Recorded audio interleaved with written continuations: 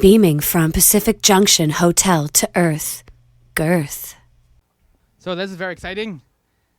I have the one, the only, the face, the elbow. What are you considered? The face of comedy records? The elbow? The baby's finger? Anything. Any body part you want, you choose. The back of the knee. Let's go with the back of the knee. Knee back. Yeah, so there you go. The face of comedy records, Barry Taylor. Yeah, thanks for having me, buddy. So I wish it was like a applause or something like that. Maybe I can like. You don't got a soundboard? No, Oh, man, we gotta do like I remember back in the day you had the shotgun and you had a lot of sound effects. Yeah, the sound effects were key for you, eh? Yeah, I like doing stupid sound effects for sure. Yeah. Did you have a particular sound effect that was like that resonated or like touched your heart? I did. The one I did, I guess, use the most was the booyah sound effect. Yes. And I just thought that was so funny. Anytime you can add a sound I think radio shows were made for sound effects, so that's I'm all for it. Yeah. Do you ever use that phrase in real life? Something amazing happened? Booyah? Yeah. No, actually I don't. I should start using it now that I'm not on the radio. What else am I doing with my life, right? Like, yeah, that's why I don't know why you're getting out of bed. Yeah. Yeah, that's a good idea. Yeah. For sure. It'll be interesting to see if it spreads now, if you start to use it. If I use the booyah? Mm-hmm. I forget I think it was from a Saturday Night Live. It was Tim Meadows doing... Yeah, what else has he done, really? Oh, God, yeah. Yeah, I kept Tim Meadows alive in the minds of the dozens of people that listen to my radio show. So yeah. That's quite a, it's a nice little charity kind of a thing to do. Oh, I do what I can. Yeah, comedy charity, nonprofit. Yeah. Helping out former SNL cast members. We'll get into the history of comedy records. The reason I wanted to have you on is because comedy records just celebrated its 5th year, which is incredible. Thanks, man. Yeah. So, but I want to start at the beginning, which is like, we just mentioned Saturday Night Live. Like, what was kind of the earlier comics or comedy that you kind of got you into like comedy? Growing up was definitely Saturday Night Live. Like my heroes were, Chris Farley. Chris Farley is amazing. Because I feel very, fortunate because I was in that era where, Farley, Spade, Sandler, Norm Macdonald, Chris Rock, like that was my sort of early high school Saturday Night Live, and I just couldn't. It was just they were guys. I still are like heroes to me. Yeah. You know what I mean? And that was definitely. I mean, they're just those are the coolest people in the world to me. When I was in Chicago, this is many years ago, same era, and we were just, we had some time to kill before dinner, and so we decided to just go into this bar. We were just walking along the street, and we just went into this bar, and we went into the bar. Everybody's laughing, people holding their stomach, people got tears, and there's this busted wooden chair in the middle of the room. So obviously something just went down, and so I went up to the bartender, like, oh, what happened? He's like, Chris Farley was just in here. So he must have fired up the chair or like. Yeah. Oh man, he's got that documentary coming out, right? Yeah. That's gonna be pretty cool. Well, I guess he doesn't, but no, he doesn't. It's about him. Yeah. So, yeah. SNL seems to be in this kind of like reminiscent mood now. We're like this old institution now. And I think they kind of have to. Man, there's so many funny people on that show. I just don't know why they gotta have Kenan Thompson in every sketch. Because he's just not working for you. He's the fat guy, right? The fat yeah. Yeah, he's not funny. But the difference. See, this is the thing with Farley. Farley was a fat guy, but he had heart. Yeah. So you rooted for him, but the whole world was dead set against him. Yeah. It's not. I got nothing against fat people or black people. Yeah. I don't find him funny, and for some reason he has to be in every sketch. Yeah. I don't know what that is. I find too his impressions are kind of like weak a little bit. His Cosby's okay, but other than that, it's just like. It's just weird. I know obviously there aren't people who think he's funny, so what the hell do I know? But just why every sketch? Like, try and watch Saturday Night Live and not see him in a sketch. That'd be like a horrible drinking game then, eh? You'd last the first 15 minutes, it'd be over. You'd be done. So SNL was a big chunk of the formation. Was there anybody else? What about like in terms of stand-up comedy? Was there anybody? Yeah, well, there was, I don't know if you remember, when Saturday Night Live was airing, I guess it still is on Global here in Canada, after Saturday Night Live, they would do these 1 hour or half hour HBO stand-up specials. and there was one with like Spade, called Take the Hit. I think that was amazing. And I would see those. Also, I didn't get out much on Saturday nights in high school, clearly, but not much has changed. Yeah. But yeah, I mean, Norm Macdonald to me is the greatest ever. And then there's guys like David Letterman that I think are just a genius. Right now, I think Conan's my top guy. You're sticking with Conan because people have faded a little bit. I think after the TBS. He's back though, man. He's like back in his. He's so in his groove right now that he is really. It's back. It's back to like late night Conan. Yeah. I saw the Comic-Con episodes. Yeah, they were great. Yeah. Just about a week ago or so, or a couple of weeks ago, and it was just like the nerdy Conan and just having fun with them. And but yeah, in terms of stand-up, I guess Norm Macdonald. I remember, it's like when you first see Delirious, how amazing you think that is too. But now I watch it and I'm like, wow, he stole a lot of this from Pryor, but still, great special. So. Yeah. Do you want Eddie to come back? That's the big. Of course, man. Do you think he could come back? I think he could, but I I get why he doesn't, because it's like he's perfect right now. You know what I mean? Like all he can do is screw it up. That's all he can do by coming back, right? So it's like I get why he doesn't want him, but the guy's amazing. Yeah, I think his window, because of the social media thing too now. Yeah. Like there was a window where the social media wasn't as nasty. So true. And it wasn't as prevalent, so he had a window, and he maybe been able to get away with a couple of bombs, or like you said, maybe it was not quite a wall-to-wall special or something. But now with social media, I wouldn't. That's tough. Yeah. Yeah, I don't know, man. He's man, like Delirious and Raw. He's just got like I know he's perfect. He's like, yeah, I just pitched 2 perfect games. Now I retire. And I'm like, all right, whatever. Yeah. So, I think it'd be awesome. You? Don't you? I would want to see him come back, but like you said though, if it comes back and he's soft, or if it's not like, if he tries to tame it down, because he was doing the whole family stuff for a little while, and if he tries to be like, man, it's tough. Like makes jokes about like crackers the food and not like the white people, like you know what I mean? Like it'd be disappointing a little bit. That's so true. Yeah, I don't know. Hopefully, I'd like to see it. Arsenio, would you want Arsenio to come back? He tried to come back. Yeah, I don't know. Sure. Why not? I got nothing against Arsenio. I thought he's obviously extremely funny back in the day. Coming to America was amazing. Mm-hmm. And yeah, sure. Let's do it. I was a big fan of Celebrity Apprentice, to be honest. That was like my guilty pleasure of reality TV. Yeah. And he killed it on that, so, he's got some skills still. All right, he's got the skills to pay the bills. Yeah. Okay. Apparently. Maybe we just launch like a comeback tour. That's a really good idea. Just do like him, Eddie, and like the ancient kings of comedy or something. Yeah, something. Yeah, that's a really good idea. Oh, making stuff happen now. All right. So that was the kind of the formation, and mostly it seems like more of the SNL kind of Letterman. You seem to kind of like the sarcastic types a little bit. Yeah, Super Dave Osborne. That was probably my favorite show. Gold. That's like might be my favorite all time. Yeah. That still holds up too. It's goddamn hilarious. Like, it's so funny. Even I watch it on YouTube all the time now. Just looking back at it, I'm like, man, this guy was just ahead of the time. So ahead, like so ahead. And even stuff like when I do geek out on YouTube, it's usually I'll watch Norm Macdonald interviews on Letterman, or Conan, or like now even more recent, like Conan doing Bill Burr interviews and all that kind of stuff. I don't know. I think it's awesome. I really like it. How do you find Fallon? Jimmy Fallon? Not a fan. Is it somebody called him the BuzzFeed of late night TV, which is an accurate description? Here's the thing, I do not want to be negative, because I don't like people that are negative or cynical, but I've never been a fan of Jimmy Fallon, and it goes back to Saturday Night Live when he would always just crack, and you just be like, dude, just get through your scene. You know what I mean? Like, just get your goddamn lines out and stop laughing at the camera. Like, stop doing it. And now, so I'm biased from that, but then his talk show, it's just like this stupid, wacky, hey, we reunited the cast of Saved by the Bell. It's like, okay, cool. Like, you reunited a cast. Like, I don't give a shit. You know what I mean? Like, yeah. I'm playing ping pong with Julia Roberts. Like, all right, I don't. I hate that. I don't know.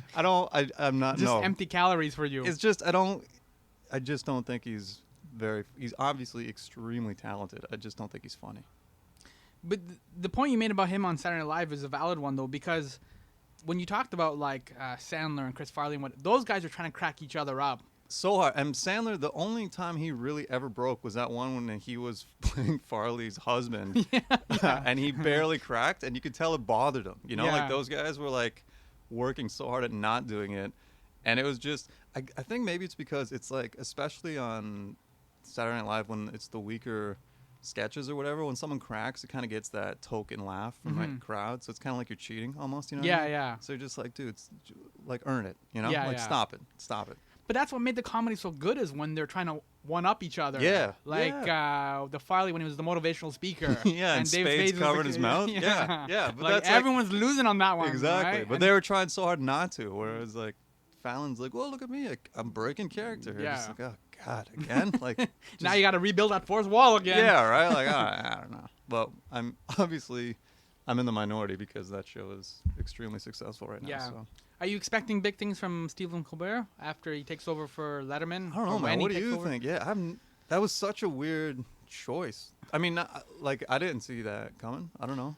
Yeah, well, I read a little bit more about his background, especially now that they made the announcement. And it seemed like when he did the political like the character for the Colbert Report, it didn't seem like he was really that political. It's just he recognized this was an opportunity and he built this character. And so I wonder if he'll just kind of do the same thing and do almost like a Gary Shandling show. Remember that back? Yeah, oh my God, yeah. Right? That's and just so do good. something like that and just like do this like, I'm a late night host. Yeah, character. right, yeah. I think it'll be awesome. Definitely. I just don't know how he's going to, but that's a very possible approach, Yeah. I think, yeah. I'm sure it'll be great, though. The guy's hilarious. All right, we'll have to see. Anybody out? Kimmel? You know what's weird is I think Kimmel's hilarious, and when I watch his show, I'm like, wow, that's a really good show. But I pick Conan over him all the time. I do the same thing too. Or sometimes you'll see like a YouTube video the next night or the next morning, and it's like you watch it, and it's like a Kimmel thing. And it's like, wow, it's really funny. Yeah, I won't. I don't know why I won't tune in. Just like he's got like this built-in amnesia or whatever. Yeah, like. and I've always been a fan of his, and like thought he's hilarious. Like when he did the Man Show, of course, but even back in the day, he did these one-off sort of things for Fox and NFL on Fox. He would do like these little, and the guy's hilarious. I find too, even when ABC rolls him out for the finals. You know Yeah, how they're like so good. Yeah, and I'm like, oh yeah, he's got a show. Yeah, he just I know it's so like, weird. It's like this one reminder in June to like every June. I'm like, oh yeah, you're still around. Yeah, it's I don't know what it is about him. He's hilarious, but for some reason I just don't watch him. I don't know. So yeah. All right. What about you? What's your number one? It was Letterman there for a Oh, while, guys. and it's just how good was like the last couple months of his show? Yeah, right? like oh God. It's that the thing with Letterman too. Towards the end is like he knew there was nothing to lose, right? So he was even more just like more Letterman, Right? Yeah. And so it was really refreshing. Yeah. Because I was thinking too, like once Letterman was gone, we were really down to like Howard Stern in terms of people out can like say something bold and have like almost no repercussions. Right. Yeah. Right. Like even Colbert stepping in now, it's gonna be all corporate and it's gonna be like, you can't say that. Right. Like, Yeah. these are the words you can't use on television. Right. Yeah. Yeah. No, it's it was emotional the last couple episodes of Letterman. It was like seeing like one of your heroes like walk off into the sunset. It's like, oh God, like one Norm. I know. Oh my God. Yeah. That was heartbreaking. I was like, come on, you're killing me. I know. And you know what's crazy is CBC was doing a thing on his last episode, and they aired the clip of that talk show Norm talked about that was filmed in Toronto that Letterman was on. Yeah. And it was just a Canadian talk show. It was very, very funny, but it was weird because it came after that story, so it was cool to see. I was on a Canadian talk show, the Ed the Sock, remember? That's right. Yeah, you're in the hot tub all the time. Yeah. No, but I graduated to junior reporter though. They sent me. Have you had him on the show? No, I haven't had him. I gotta call him up though, and like I think it'd be great to. He'd kill. Yeah, I saw him or Steve. I don't know. Steve. We'll refer to him as Steve. Well, Steve, yeah. At a. I think you just blew the Clark Kent. Yeah, like, totally. Did I say Bruce Wayne? I meant Batman. Yeah, just edit that out. I saw him a couple weeks ago at this conference thing or whatever, and yeah, he's doing really well. He's a great guy too. Yeah. Well, that was a good Canadian moment there at the Sock. Like, yeah, it was a good run. That was a great show, man. I remember you'd be in there, and then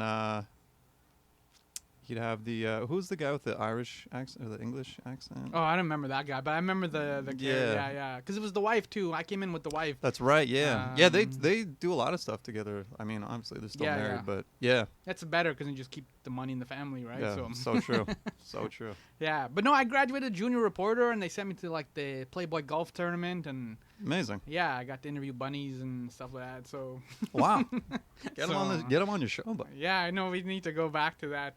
You know what's crazy though? This is a tangent, but there were some nights in Toronto, just Toronto, but the ratings for Ed the Sock would be higher than some of the Letterman and Leno episodes. I can definitely believe that. It was a really great show, and it just had that great. That was back when City TV was like Toronto, you know. Yeah. It was like that, and like Speaker's Corner, and Much was like really interactive with the city and that. And you get those spicy movies too late at night. Yeah, they were one of the only places where you could see a boob if you wanted to. God bless them. They had the Blue Night. I think that was Friday nights too. Yeah, yeah, man. That was a great time for Toronto television, for sure. Kind of similar to the Jimmy Kimmel thing is when people say, "Much music's still on." Yeah. Like it surprises people. Yeah, it's like it's because it's Much now, right? So it's essentially like a Comedy Network light.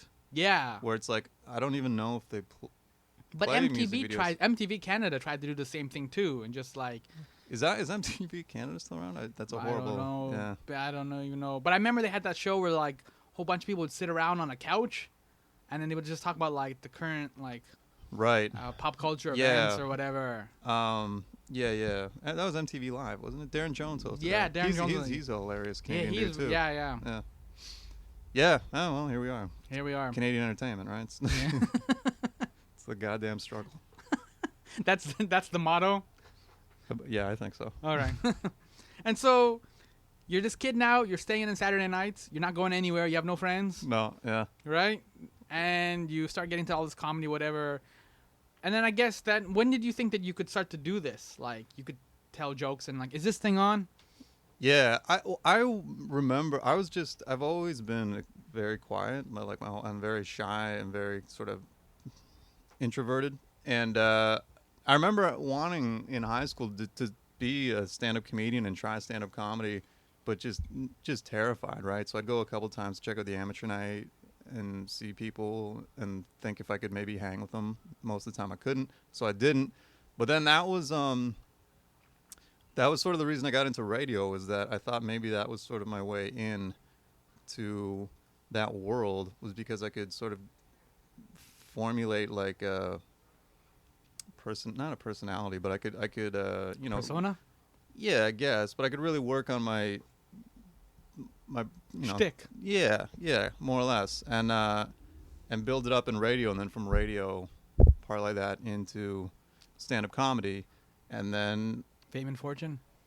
Yeah, like we're doing right now, buddy. Okay. Right? Every day. Here we are. Every day. And so obviously the plan's gone perfectly. Yes. So yeah, it was just getting fired that sped everything up, or sort of forced everything to happen. So and you're talking about getting fired from Edge 102. From the Edge, yeah. So yeah, it was more like I wanted to do stand up, but I had no performance background at all, and I was like, if I get into radio, I start working, getting comfortable there, then from there I can sort of roll it out. And then other than getting fired, that plan kind of worked? You got more comfortable, kind of? Yeah. You had Megaphone Man, you had characters, and yeah, you were very much like the early Howard Stern show, where he had like Fart Man and like. Right. Yeah. I just thought it was like, I think radio's. It's like, I mean, I would never, ever in a million years compare myself to Letterman. But Letterman, when he went in to do he was making fun of the talk show. Yeah. Like that's kind of what my thought or approach was to radio. Mm-hmm. And sometimes it worked, sometimes it did not at all. Yeah.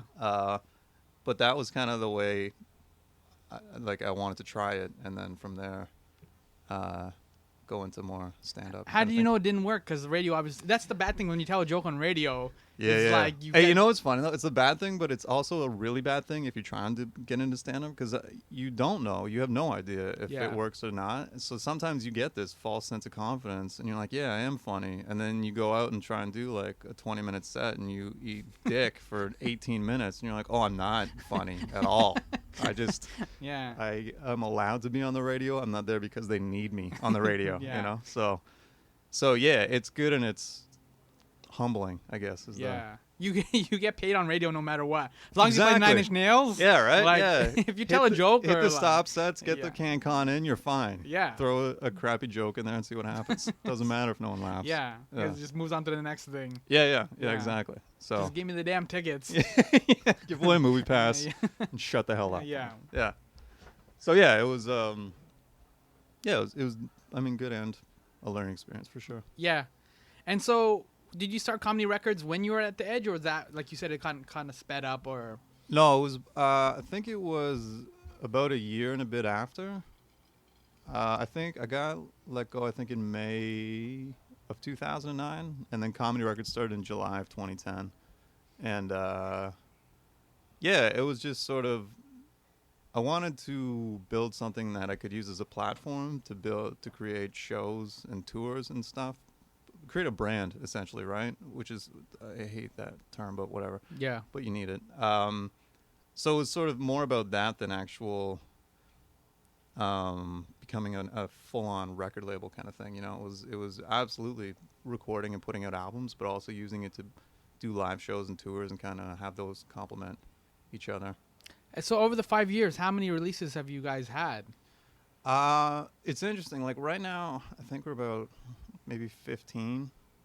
That's impressive. But it's like, it's weird because there's this thing called Sound Exchange now that I didn't know about going in when I started Comedy Records. And basically, if your album is played or streamed, you can get like a lot of royalty money.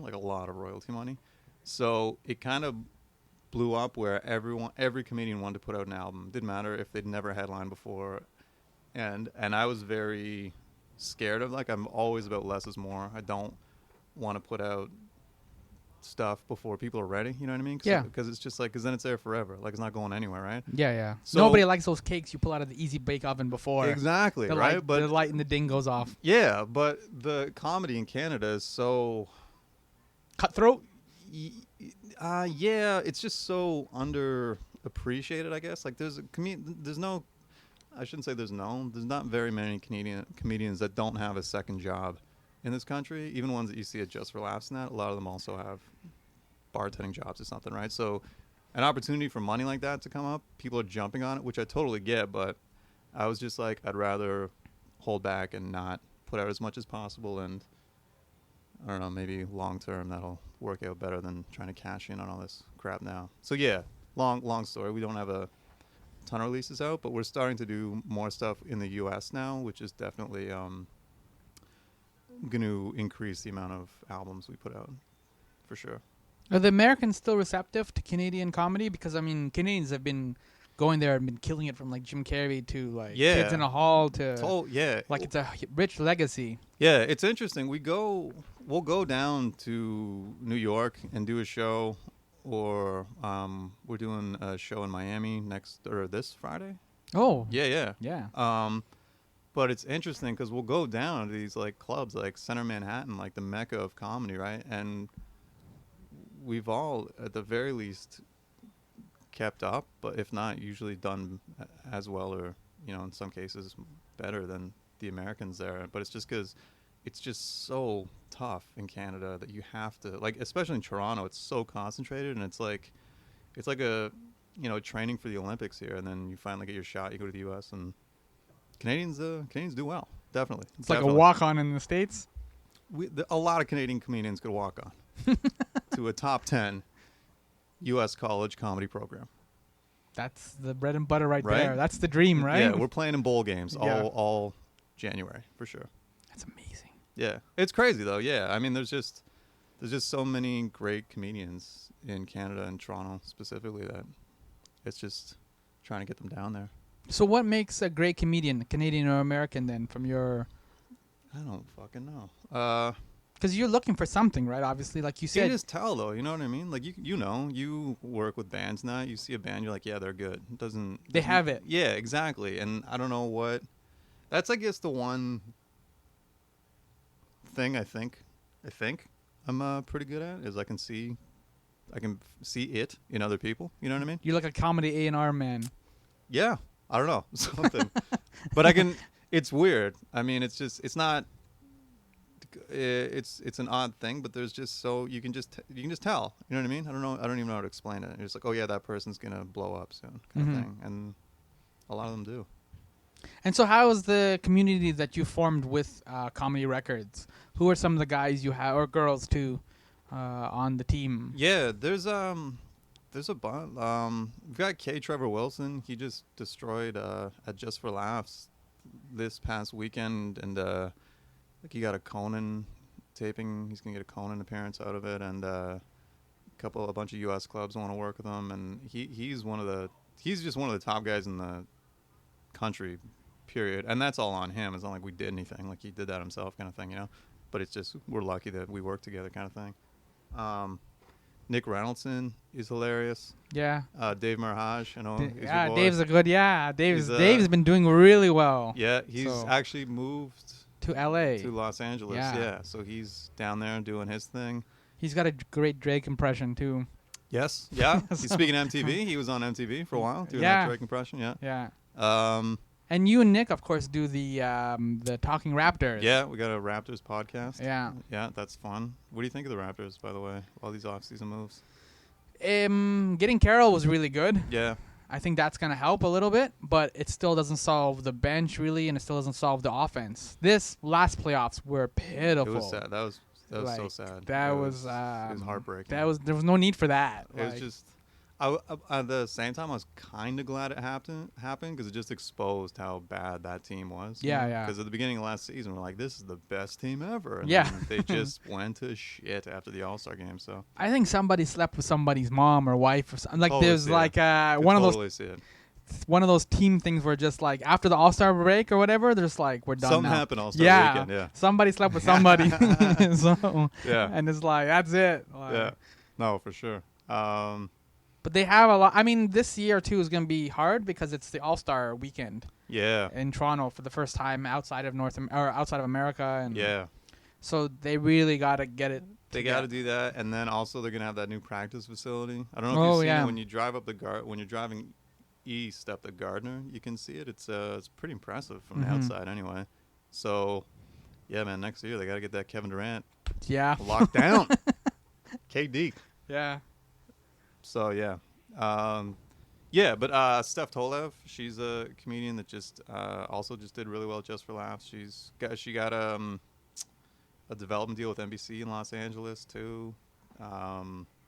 Sarah Hennessy's another comedian who is based out of Toronto now. I think she's gonna move to Los Angeles as well. She just got to sit on a Simpsons table read. Actually, I was pretty jealous. That's amazing. Yeah, and she is absolutely hilarious.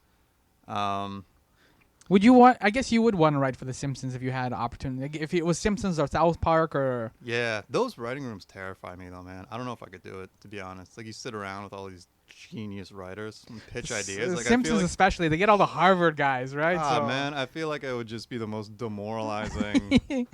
Just like, here's a joke. Shut up. Okay, no problem. Sorry. I'll just go get some donuts. Yeah, exactly. So yeah, I don't know, but yeah, there's tons of great comedians in Canada. It's crazy.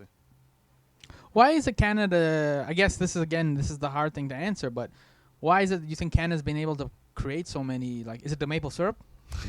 Yes, it is. I don't know. The one I heard one analogy that kind of made sense to me. Someone said it's like because we've got that sort of British backgrounds, we've got that dry British humor, but then we're right next door to the United States, so we see everything that's going on with them, and it's kind of the combination of that works, yeah, the dry British with the insanity that is America, and then you put those together, and you've got that explains Mike Myers really well too. Yeah, oh yeah, man, because he's super influenced by all the Monty Python stuff. And all that, so yeah. Yeah, I don't know. I guess maybe that's it. I'm not sure, really, to be honest. I'll accept that. Okay, That's pretty simple there. fair enough. Right? Okay. And so you start. So you get fired from the Edge, and you start this label. And then you kind of know that what you're looking for. You're looking for comedians who have it. And so how do you then how do you get the label going then? How do you start getting your first couple of comics? We did the first compilation album where it was just there was 11 of us and we all did 7 minutes, and it was kind of like that was sort of the opening idea where it's like, hey, why don't we all do 7 minutes and then we can sell the CD on our own, and then but when people buy it they'll hear the other 10 guys, right? So it was kind of like that. The Wu-Tang of comedy. It was the Wu-Tang, right? The broken social scene, doing it as like a collective. I guess that's the more Canadian analogy. Yeah. That's true though. Like Right? America gets Wu-Tang and we get broken social I'll scene. take Wu-Tang. Don't get me Yeah. wrong. No, I understand, but Yeah, but that was kind of the idea, and yeah, it's sort of so we just started doing shows with different people on the album, and the shows would go really well, and then yeah, just kind of build from there. And the other thing too is in Canada, there's a lot of exclusivity in comedy where it's like some producers or agents are like, you work with me and you work with no one else, which is always kind of crazy because there's just there's no industry to support that mindset. So the one thing I think that kind of worked with us too, it was like, yeah, we'll work together, but by all means go do your own stuff too, you know, like see the Wu-Tang thing then does fit. Yeah, it's true, right? So it was just because especially me, I was like, listen, I don't want to try and book you. I can't find you guys that much work. There's no way, right? So it was more like, let's do stuff together, but at the same time, go do your own stuff, and then, you know, we'll come back together every once in a while, kind of thing. So, Like Voltron. Voltron's another great example. Yeah. For sure. Yeah. Yeah. So it was, I mean, that kind of stuff kind of started to work, and then here we are, you know, just kind of plugging along, doing our thing. And so what are you expecting then to do the next 5 years? Because you listed some great comics already that you've had coming through the doors and doing some great stuff. What are you expecting for the next 5 years then? How do you top this? The big thing is myself and Tim Golden, who's a hilarious comedian. He's on the original album too. We just opened a U.S. side to Comedy Records. So what we're doing is starting to set up and produce shows in the U.S. with Canadian comics, so we can sort of get them down there, because there's just such a ceiling in Canadian entertainment in general, but especially comedy in this country, and everyone wants to get down to the U.S. So we've built this company and are building it in the U.S. to sort of allow that to happen. And yeah, man, so far it's going all right. We're recording.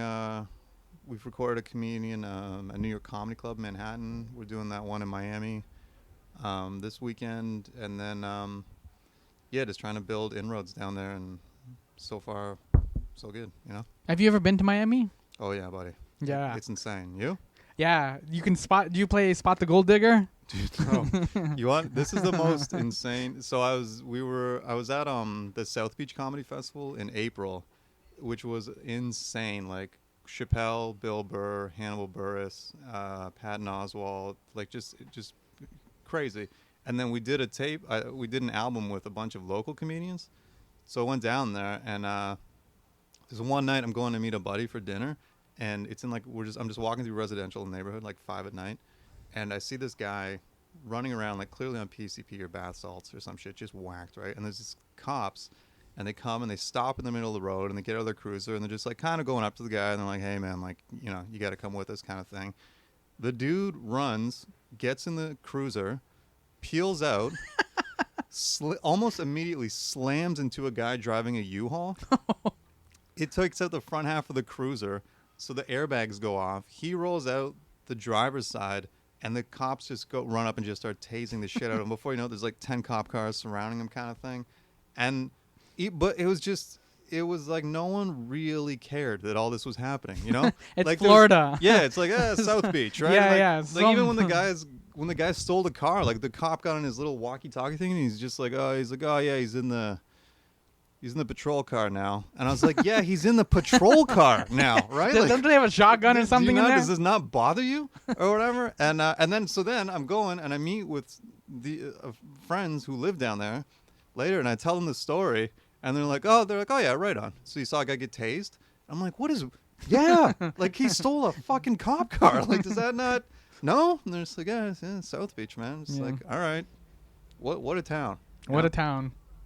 So yeah, that was my great South Beach, Miami experience. Like you've gone down there, obviously, you like it? Yeah, it's like I said, I find it's it's more than Vegas. I find in terms of like the rich people and how they spend their money and like that lifestyle, and so that's why I said like you can spot the gold diggers because there's like a lot of women just like hustling and trying to find. Yeah, you know what I mean? And you get eyeballed in the elevator. Like I'm just wearing like a Spider-Man T-shirt or something. Right. No money. No money. So it's just like. Yeah, and it's just a whole different lifestyle. I'm like, wow. Yeah, and the amount of people taking selfies on the beach just off the charts. Yeah. Like, it's got to be selfie capital of the world. Did you see that Disney World now had to issue a sign that says don't take selfies on the roller coasters? No, really? They were taking them while it was... What? Yeah. Oh, man.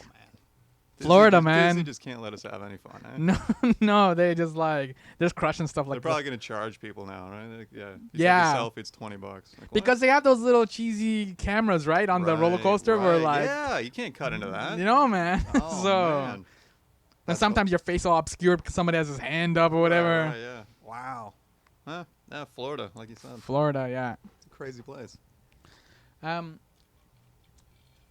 Other than Miami, I guess, where else would you guys want to hit in the States? Would it be like New York City or LA? Those are the two. Yeah. We've got a good relationship with the guys at New York Comedy Club. They've been like awesome. They're really good dudes and really supportive and always up to work, collaborate on stuff. And then, I don't know, the whole idea was like to kind of go like towards the East Coast. So do like New York down to Miami and everything in between. Just because everyone goes to Los Angeles, you know, and it's such a, I don't know, it's like I'd rather establish some stuff on the East Coast with everybody, and then go into Los Angeles, you know, as opposed to trying to just dive in, sort of thing. It almost sounds like a game of Risk. It's a great analogy. Yeah, we are playing Risk, comedy Risk. Comedy Risk. Yeah. You get this comedy club. Yeah, exactly. Yeah, and then speaking of Risk, we're going to Australia. Well, actually, that's not done yet, but we're hoping to go to Australia and do these and a little Asian tour in February, March. Oh, that'd be amazing. Going to increase the risk board. Mm-hmm. You know, yeah. Do you think your comedy will do? I mean, you're going obviously, but do you think your comedy will do well in I don't know. in Australia? I don't know. Maybe not. It doesn't do well here sometimes with the fog. So I don't know. I don't know. I have friends that go there and do really well. I think it's a pretty similar mindset. I'm more curious about the Asian, like a couple guys that I work with just did a tour there, and they were doing like Thailand and I think Vietnam and everything. I'm like, how does that work? But I guess there's a lot of expats there that kind of go to the shows, and they can get some of your. Yeah, because I always wondered that. I'm like, how do you make these people laugh if they have no idea what you're talking about? But apparently it's possible. Guys like Chris Tucker and Russell Peters, they do those spots all the time. I mean, those guys are obviously a little bit more fancy, a little bit more. Yeah, definitely. Bigger, but and like Dubai, and they sell out in Dubai, and like. I would love to go. Have you been to Dubai before? I'd love to go there just to experience it. It must be crazy. You want to just like wrap this up, and then we'll just go to Dubai? Yeah, let's get it going. And then you could just head over to Miami after we're done. And then I got some air miles. Yeah. Let's fucking. Let's do it. Yeah. And in terms of your own stand-up and your own material and stuff, you're always constantly working that, I guess, or in the middle of like trying to run the label. Yeah, for sure. It's kind of like the whole idea was when I started was like, because like I said, the majority of comedians in this country have other jobs besides stand-up. Like, I mean, like people that are legit doing Just for Laughs galas on Saturday are coming home and waiting tables on Monday. You know, it's messed up. But so I was like, hey, if I can make this my part-time job and then kind of do it. So that's kind of more or less what I'm working towards. It happens, and then I take a risk and fuck up, and then I have to take just a ghetto job for a couple months, but whatever. It's life could be worse. Somebody got to work at HMV, right? Right? Exactly. I'm gonna sell some T-shirts, posters. What else does HMV sell right now? Mugs. Those mugs. Yeah. Mugs are big now. Big mug industry. Yeah. So that's could we be expecting a Comedy Records mug of some kind? I hate Mondays. Yes, absolutely. Yeah, that's a great idea. Mug and maybe an ashtray, perhaps. Oh yeah, bring that back there. Yeah. I don't know. Would you go with slippers? Any type of fashion accessories? We do have Comedy Records headbands, like basketball headbands. Yeah. That's as far as I've dipped into the fashion world so far. But I gotta say, we killed it. There's some pretty nice headbands. Do they improve the game? So if I was like putting Absolutely. them... I should have brought you one. Next time I'll link you up. It's got to be the headbands. That's the new slogan now? Yeah. I mean, if we were wearing headbands, this show would be 10 times better. Oh, yeah. Just right through the roof. I mean, we're killing it, right? For sure, yeah. But we're breaking the ratings meter if we get the headbands on. So next time. Next time. All right. We'll have to have you back in a minute because I want to hear about the tour. Yeah, man. Right? Yeah, I would love to. I'll like I said, we're hoping that the Australian we have to figure it out by September because there's festival submissions, so we'll know either way if we get in or not. And then man, just trying to sort of set up like a North American relationship with clubs and that, so we can smuggle Canadians under the border. No, we're doing it legit. That's not true, but And then last question though, in terms of like you keep talking about doing the live stand up and those kind of shows and going to the States and Miami and things like that. What about all that social media that the kids are liking these days? Like, is there a value in doing like I'm sure there tweets and YouTube and I'm sure there is. MySpace? I don't get it. I don't, and I mean, for me, it's like the Comedy Records is on Twitter, and it's like pretty consistent. Like that's always done. Instagram, I don't know. I tried. I set up an Instagram account. I just don't use it. It's hard to find funny things all the time, eh? Look, the dog is peeing on a fire hydrant. I like Twitter just because it's like a statement, and if you want picture or video, they can add picture or video. Instagram, I'm just like, what's going on here? Like we got Twitter already. What do we need this for? I don't know. How interesting can my life be? Yeah, it's like I feel like Twitter's about reading, Instagram's about pictures, right? Mm-hmm. And I'm by no means an intellect or smart enough to suggest I don't like pictures, because at the end of the day, I'm going to take a picture book over a real book probably. But so yeah, long-winded social media I'm sure is extremely valuable. I just don't know how to do it. So one day, what's interesting is trying to speaking of that, like we're trying to get grants here in Canada for something like that. There are no grants for comedy, and they basically kind of suggest that there never will be. When you talk to them, they crush you. Man, eh? there are grants for drum circles. There are grants for slam poetry. There are grants for everything, like anything. And the reason they always say is, oh well, it's comedy's subjective. I'm just like, what art form is not subjective? Like what are you talking about? Like what? Yeah.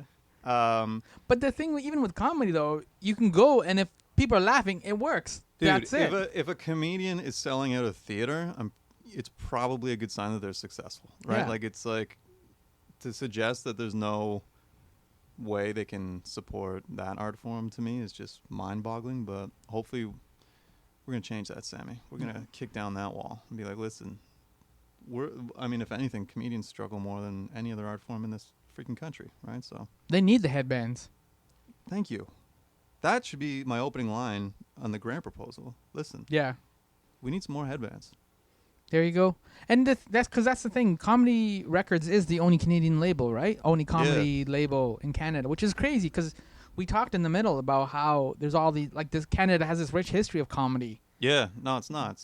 But it's almost like we don't preserve it. It's just like, don't get big here. Just go down to the States or get on SNL or like go on one of those other things. It is weird. I mean, it is. I've definitely too close to it now, but every once in a while I'll take a step back because I do remember when I wasn't so close to it, how like because man, sometimes they don't know how to do it properly. Like right now, the Comedy Network does those JFL All Access shows. Those Yeah. are cool. Like Those are cool. Those are on Saturday nights again. Yeah, like those are finally somebody got it right. Mhm. You know, but before like there was the Comedy Now specials that just added laugh tracks. They were fucking disasters. Yeah, but they had a crowd too, which is I know. That I was know. And I would see comedians who I know are hilarious. Yeah. And I know we're Dave probably Mahart has been crushing- on that. Yeah, like Nathan McIntosh, like Mhm. so many comedians that are absolute just beasts, and they would laugh track them. I was like, man, Yeah. don't do that. And then, so it creates that perception of this, you know,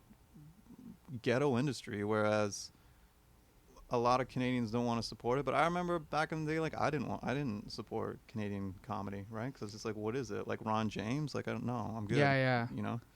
But then someone like John Doerr, who's arguably the funniest. Funny as hell. comedian- He's funny as hell. Yeah, right. Like that show worked. Like Yeah. HBO, it took HBO to step in and go, "This is how you do a stand-up show," Mm-hmm. right? But funniest, arguably Canadian right now, I think. And they canceled his show on Comedy Network, even though it was doing well, right? Yeah. And it's just like, okay, well then, like, what do you want? You know, like Maybe needs more headbands. he needs some goddamn headbands. But at the same time, I get the Comedy Network's position because people don't support it. Yeah. And like I said, back in the day, I didn't support Canadian stuff. But when, you know, Still a big difference between comedy, the channel we have here, and Comedy Central in the States, though, in terms of the Huge programming and like yeah. the risks that Comedy Central will take, and like Yeah. It is honestly though, Comedy Network is actually, I get why they sometimes do stuff because, again, Canadians don't support our own until they blow up in the U.S. That's and then we all jump on like and Drake. and then it's like there's Then we've all started from the bottom. Yeah, right. Yeah. Then this guy's the greatest of all time, right? But Yeah. until that happens, we don't. And as I said, I was just as guilty of that too. So I don't know what it is. Like I don't know why we don't, but we don't. So in the Comedy Network's defense, they're just like, why are we gonna spend money to produce a show that no one's gonna watch when we can do reruns of Simpsons. Big Bang Theory Oh yeah. and people will watch it, right? Like Yeah. The system works. fuck, here we are. All right, we've covered headbands. We've covered Thanks so much for having me, man. It's great to catch up. with- Wu-Tang. Dude, I brought a joke though. You'd say, Oh yeah. Can you hit it one So- time? I have this one joke. I don't know if I did it when I was at the Edge. I can't remember, but I do bust it out on stage sometimes. Only for the most part, generally just when I'm bombing really hard and I'm just like I need like a something, like just anything. So this is my joke. What do you call a French guy that urinates oxygen? What do you call a French guy who urinates oxygen? I don't know. Pierre. Yes. Right? Yo. Still got it. Still got Still it. got it. All right, we got to end it there. That's a high note there. We couldn't get any higher if we had a G6. Yeah, exactly. Yeah. Thanks for having me, man. This Thank is you, all, this is Barry. all amazing. Girls Radio And is cool. congratulations to the 5 years of Comedy Records. That's really impressive. Like you Thanks, said, buddy. we don't always support our own, but No. you're doing something right. We're doing something, and like I said, myself and Tim Golden, we're getting into the U.S., and everyone's going to blow up there, and then we'll come back, and everything's going to work out here, too. And we'll have to listen to Talking Raptors and see how this season turns out. I got good with you and I got a Nick. good feeling. Thank you. All Thanks right. for having me, man.